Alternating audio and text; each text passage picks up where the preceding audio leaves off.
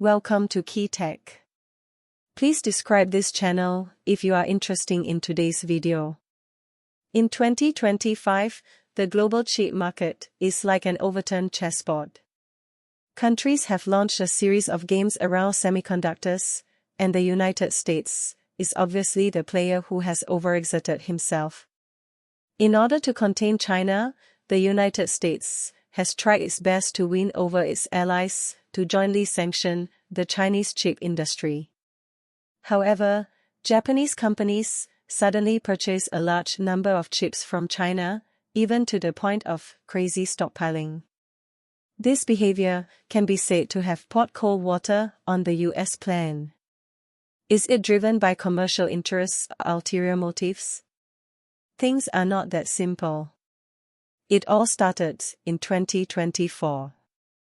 That year, the United States issued a new round of sanctions list for China's semiconductor industry, targeting China's advanced chip technology and equipment exports.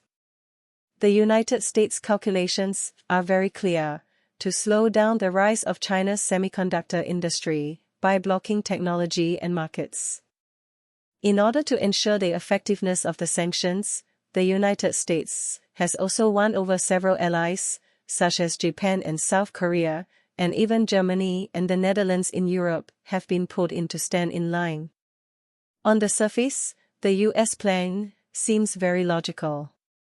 Japan and South Korea have always occupied an important position in the semiconductor field, especially Japan, which not only has the world's leading semiconductor material technology, but also has a lot of say in the equipment supply chain.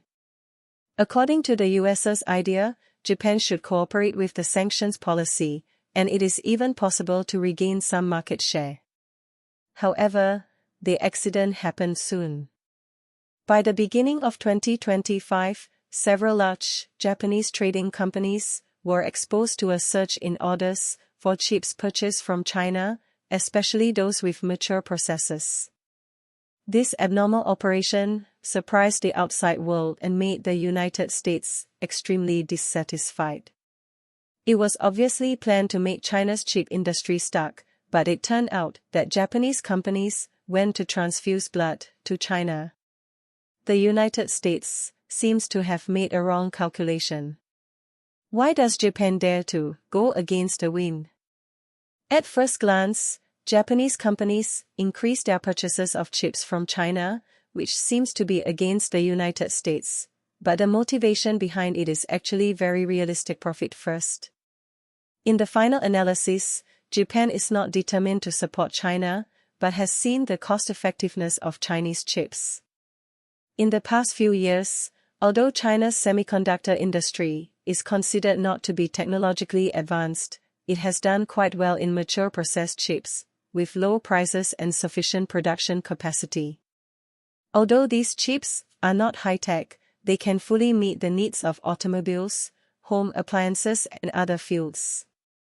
These fields happen to be the lifeline of Japan's manufacturing industry. Instead of spending a high price to import high-end chips from Europe and the United States, Japanese companies are more willing to choose Chinese suppliers with good quality and low price. After all, who doesn't want to make money? Looking back at history, the suppression of Japanese semiconductors by the United States has actually laid the groundwork for today. In the 1970s and 1980s, Japan's rise in the semiconductor field made the United States feel uneasy. Therefore, the United States used pressure and trade agreements to beat back Japan's semiconductor industry. This directly led to Japan's gradual loss of competitiveness in the field of high-end chips, and its market share was divided by American and Korean companies. Today, Japan's position in the semiconductor industry is more dependent on materials and equipment rather than finished chips. It can be said that Japan has long been resentful of its alliance relationship with the United States. Now seeing the rise of Chinese chips, Japan is naturally unwilling to miss this opportunity. It can not only make a fortune from this, but also use China's power to balance the influence of the United States to a certain extent. The pressure from the United States cannot stop Japan's calculations. Of course, the United States will not sit idly by. According to people familiar with the matter, the United States has repeatedly pressured the Japanese government to implement stricter export controls on Chinese chips.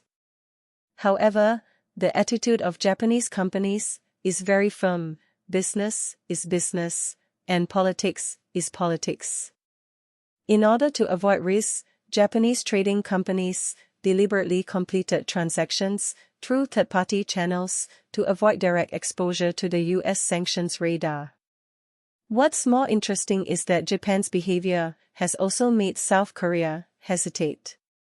Originally, the United States hoped that Japan and South Korea could cooperate to jointly suppress China's chip industry, but now that Japan has begun to expand its purchases from China, Korean companies naturally can't sit still.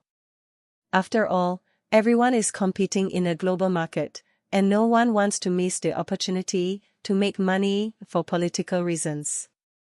Let's talk about the current situation of China's chip industry.